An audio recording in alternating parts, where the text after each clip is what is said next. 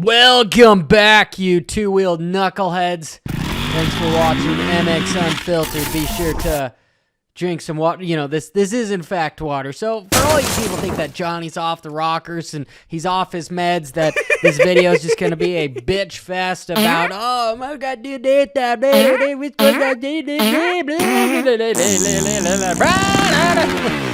not entirely what this video is going to be about. I have not talked to Davey Coombs because I wanted to come at this unfiltered, unbiased, right? And so I'm going to give you both perspectives. I'm going to try to be neutral in the fact because there is good, there is bad. So because I normally start with bad, let's start with good. It's hard to start with the good, right? So I guess let's just back up. Let's go through the overview.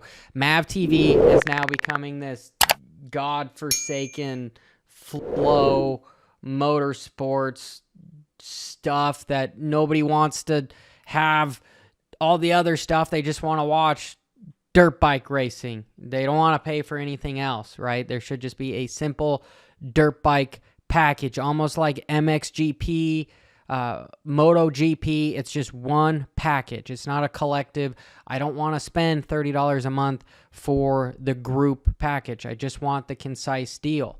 And I do think it's kind of crappy that this just all of a sudden was announced, you know, yesterday, the day before, and it's a problem because Flow Motorsports reached a content distribution deal with Mav TV, you know, Thursday, right? And this shit happens behind closed doors. This has been going on probably since the beginning of motocross, and they still were selling subscriptions. So that's real shady.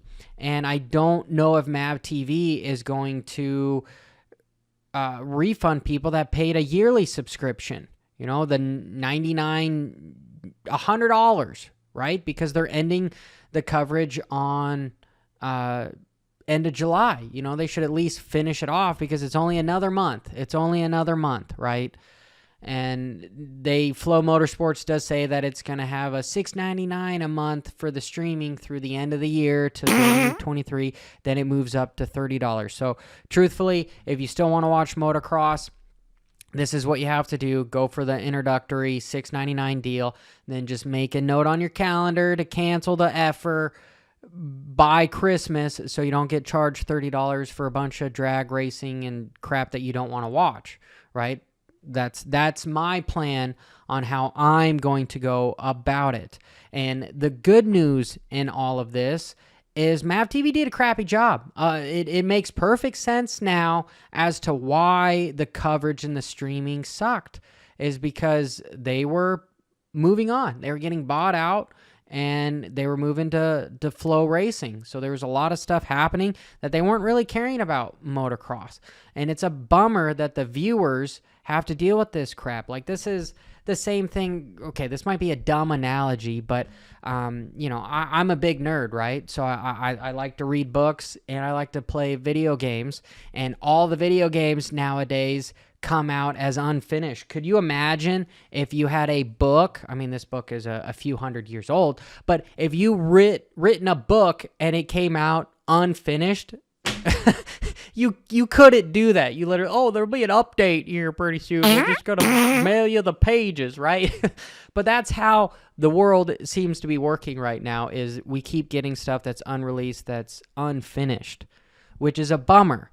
But I do want to give Flow Racing the benefit of the doubt that they're going to have the streaming capabilities, because they say they do 2,000 streams or whatever, 2,000 different motorsports events year round.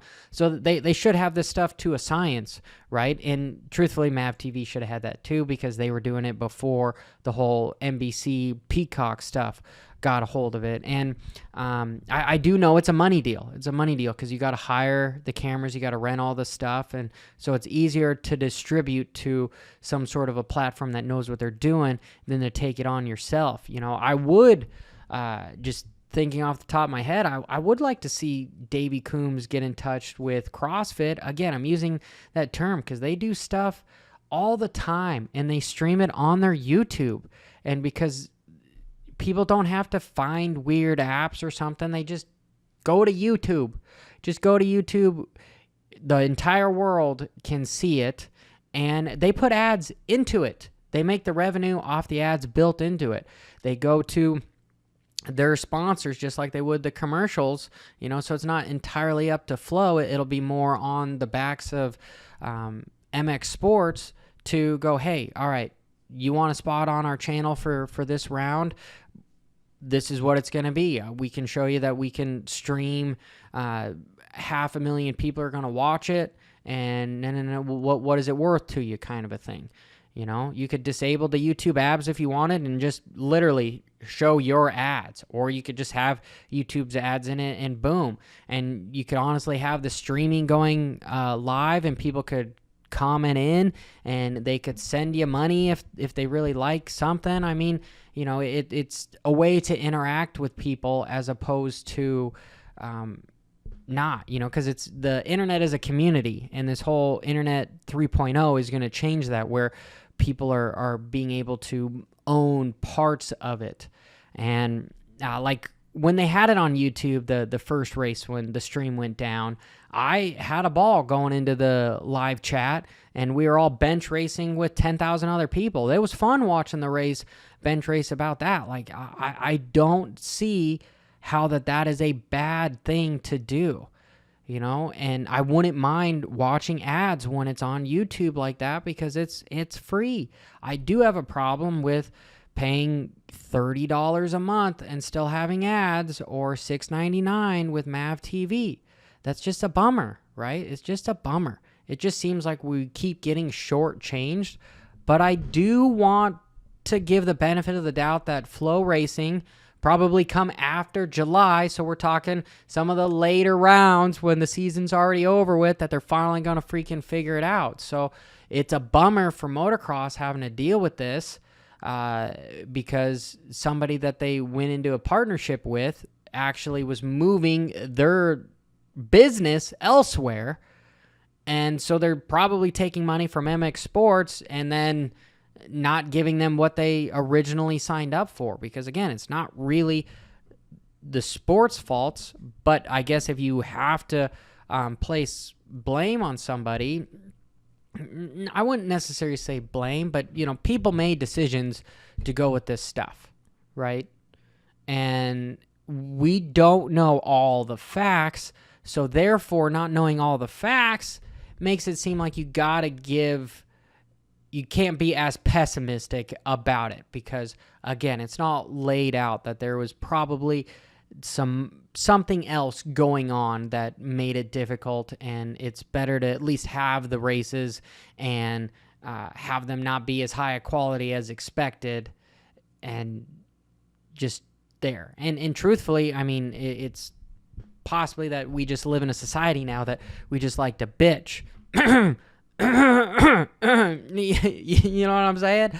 I know this video is mainly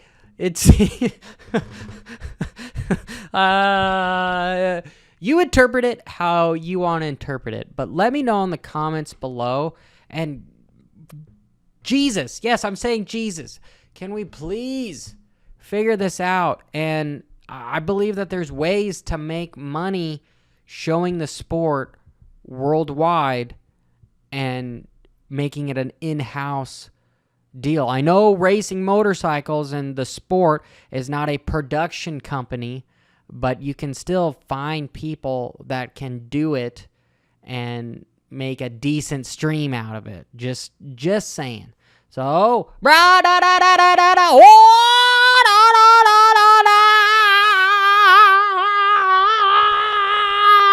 freaking out my cat. Say what? You gonna rob too, Zwayna? I don't know if you guys can hear.